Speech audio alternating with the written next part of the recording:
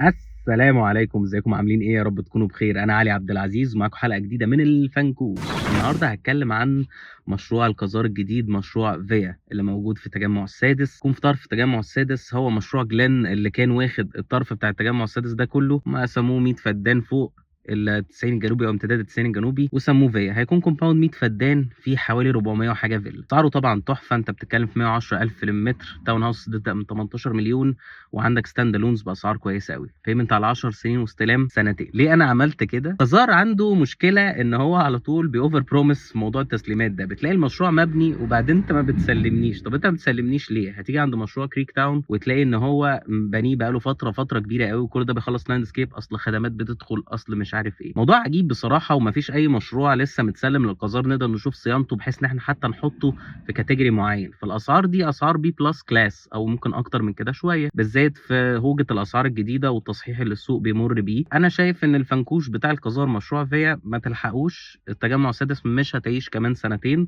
اقل حاجه 4 سنين، حتى في الجزء اللي انا بفضل ان انا اتكلم عنه اللي هو النص اللي فوق. في فرص افضل في الماركت، في. انا علي عبد العزيز معاك. لو عايز تعرف الفرص دي او عايز تتكلم معايا تقدر تكلمني على الرقم ده او في الواتساب، هجاوبك بكل صدق حتى لو مش تشتري معايا.